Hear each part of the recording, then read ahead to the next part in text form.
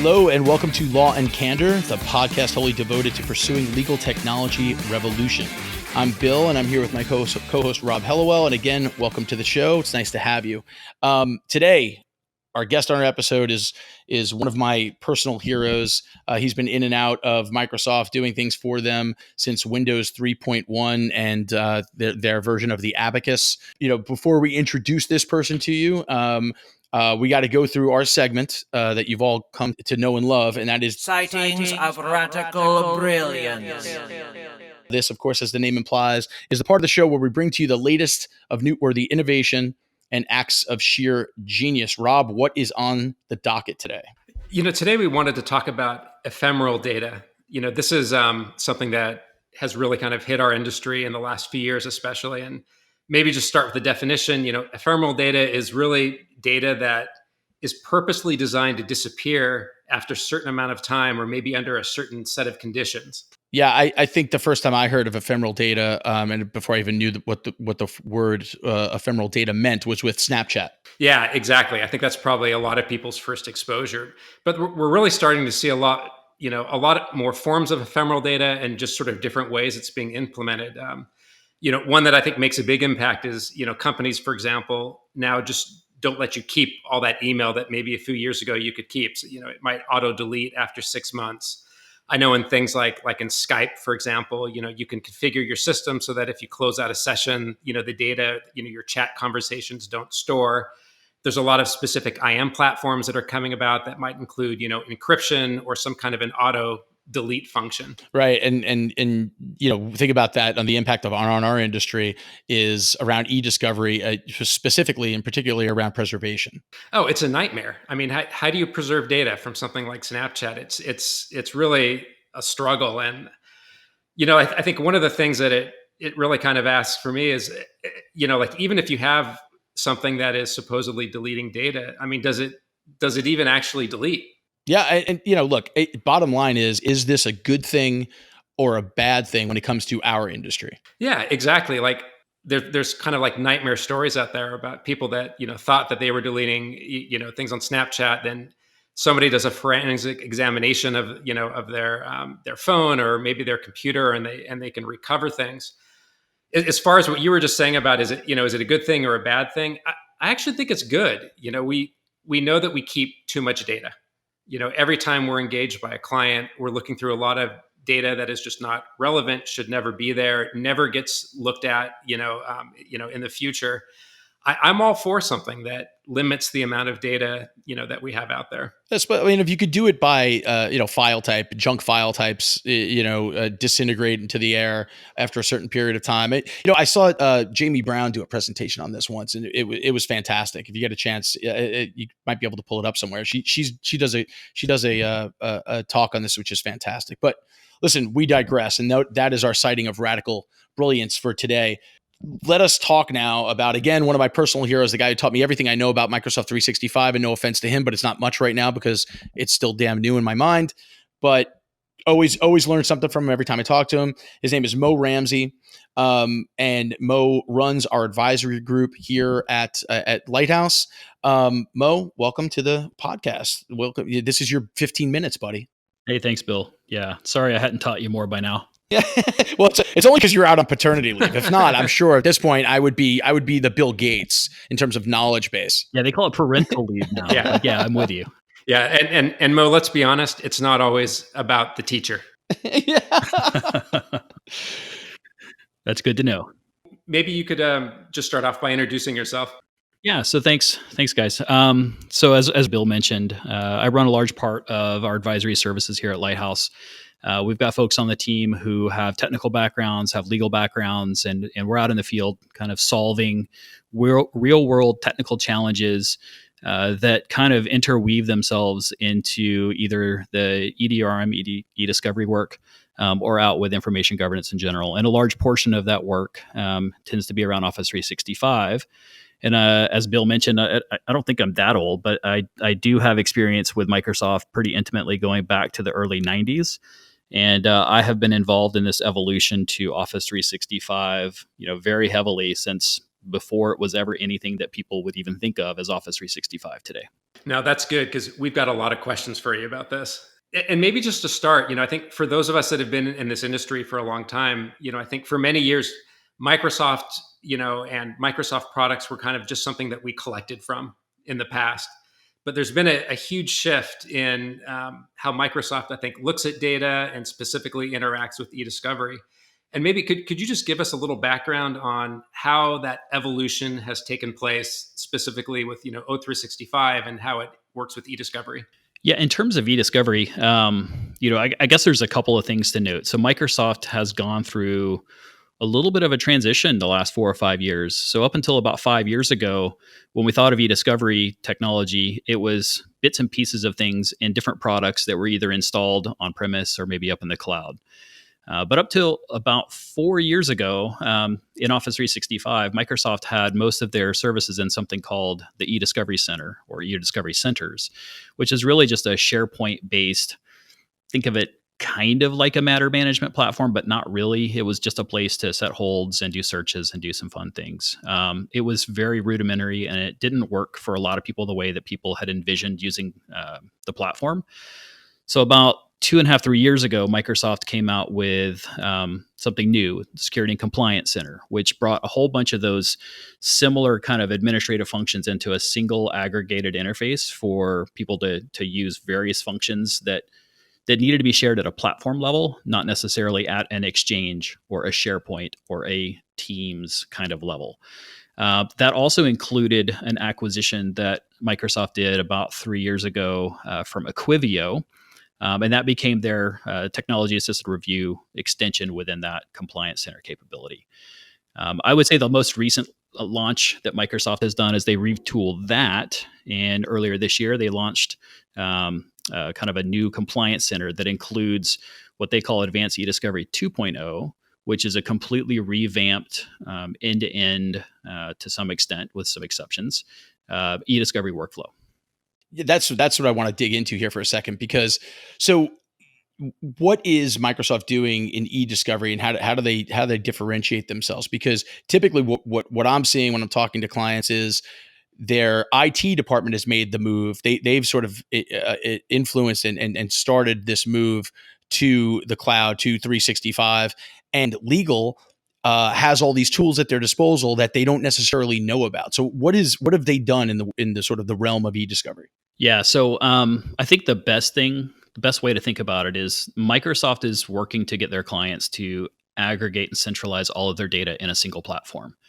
And what that lets us do is apply information governance broadly across all of their data, whether it's client data or whoever's data it is. Helps us with investigations, eDiscovery, and lots of other things. But the important part is that this work that you can do in the platform is on the data in place.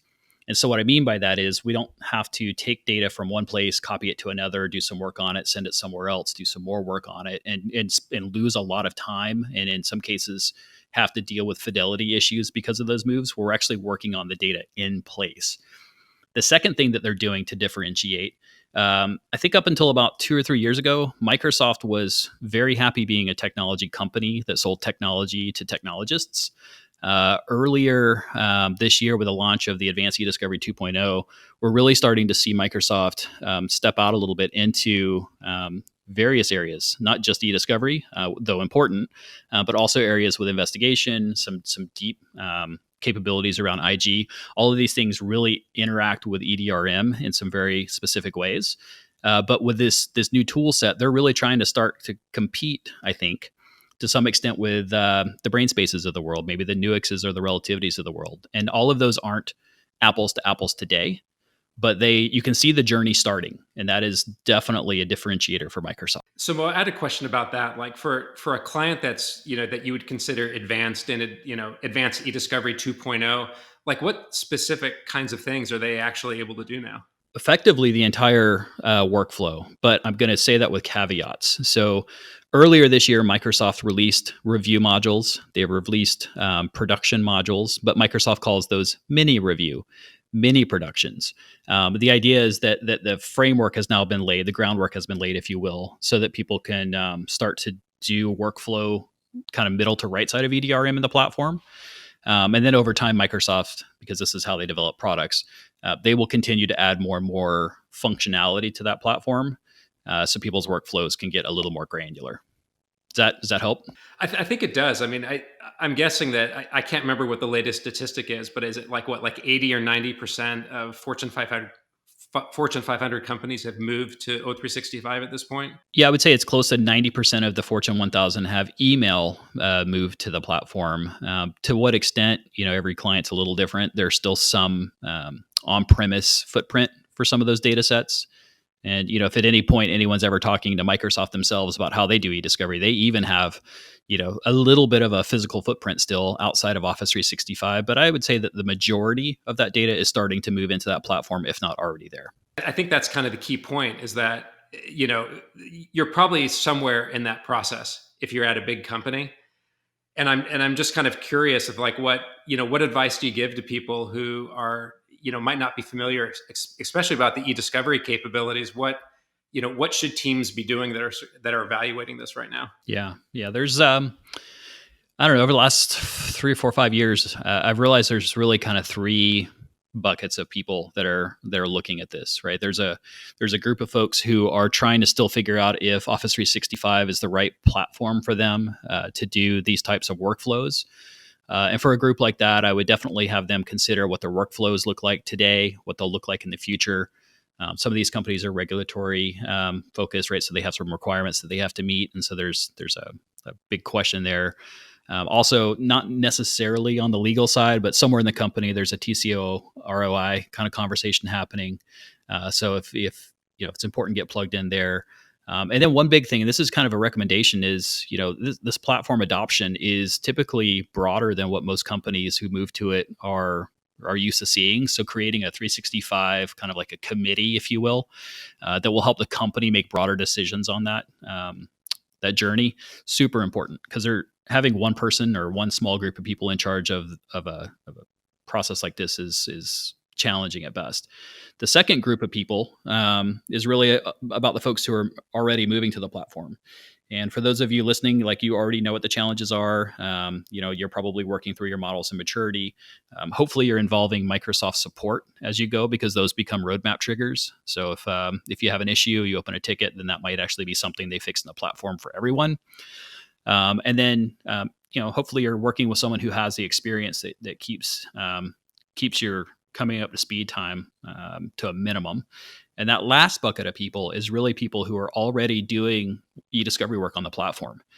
The biggest things, hopefully, people are continuing to do there is to stay educated on what Microsoft's doing from an update and coming changes perspective, right? That really applies to everyone, but more so in this bucket than anywhere else, because Microsoft does make changes often, and they're typically really good ones.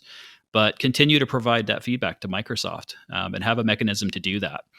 And I guess the last thing, there's lots of other things we could expand on. Things like continuing to collapse your data sources, making sure that your workflows are defensible end to end. There's a lot of different areas in there, but those are really kind of advanced topics of conversation that we can cover in a separate session. So, Mo, the question I get all the time from clients when 365 inevitably comes up is, doing what you do for a living, being in the industry that you're in, you're telling me all these things, amazing things about what Microsoft 365 can do for me. Doesn't that intimidate you? Doesn't that scare you? Since you're working at an eDiscovery vendor, frankly. And so, should I be scared? Should the industry be scared generally? I don't think so. We've embraced it, right? And from our perspective, my team and I, we think of like, this work is going to need to be done. The level of effort to do this work doesn't really go up or down significantly unless there's a lot of automation behind the scenes to do some of the things that you need to do. It's just, the only thing that's going to change is kind of who is doing what and where they are doing it. This is coming, right? This is something that's going to happen, and that's why we've embraced it. So if we were to just kind of put our heads in the sand and ignore it, one day we would wake up in a place that would be scary.